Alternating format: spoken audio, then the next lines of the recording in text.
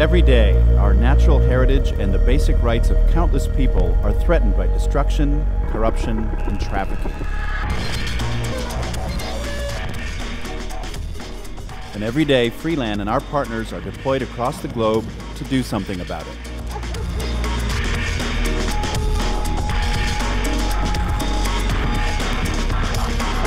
Join us at the front line and help us make our world free of wildlife trafficking and human slavery.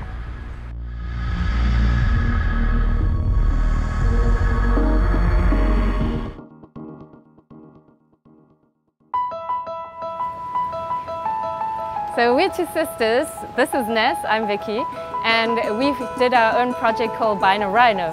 We're traveling with a bicycle from Hong Kong to Singapore to raise awareness about the rhino crisis in South Africa. That's about 6,000 kilometers in 7 months. The rhino is a really beautiful, iconic animal, and we just love watching the rhino because it's got so much character. It's this huge, fat, ugly animal, and then it starts running, and it's really so graceful and fast. 80% of the rhino population is in South Africa, and since 2007 there's been a huge increase in poaching incidents. More than 3 rhinos are being killed a day in South Africa. I feel so emotional about the rhino because I don't see why this beautiful animal should become extinct just because of stupid thoughts of other human beings.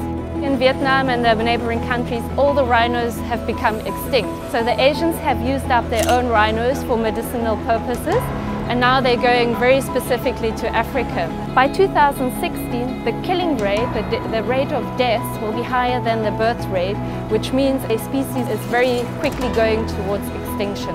And that's why we have to act now. We can't wait around, we can't wait for someone else to do something, we have to act before it's too late.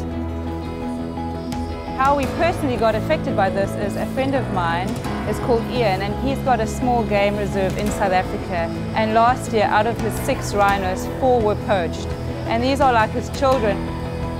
This really affected us, and that's when we wanted to start our campaign and really make a difference. Over the years we've been thinking, what can we do to help this rhino crisis, and then we came up with this idea.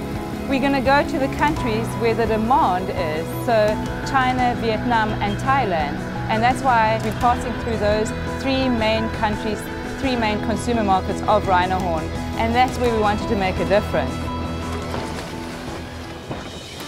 For us as Western girls, it's very hard to go to the end consumer, which is mainly the very wealthy, rich businessmen. So we came up with a strategy to go to schools, mainly international schools, the wealthy schools, speak to the kids there, and then let them do their thing and let them educate their parents about using rhino horn. Because what we found is that a lot of them admit that their parents have used rhino horn or are using rhino horn. What was shocking for us is how predominant rhino horn is in the Vietnamese society. So wherever we have talked to people, they are very aware of the fact that rhino horn is used as medicine, and a lot of people know other people using rhino horn. They will come up to us after our talk and say, oh, you know, my uncle is using rhino horn, what can I tell him to make him stop?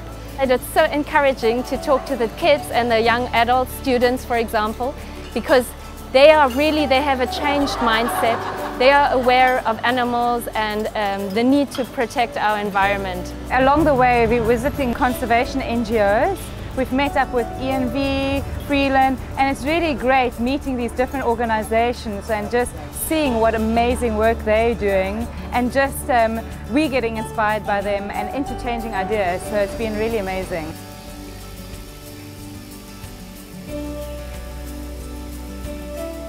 People were so open, welcoming, warm-hearted to us, cooking us a dinner, giving us some of their rice wines. So it's been an amazing experience. It's a really different feeling biking with this heavy bicycle, going up mountains, etc.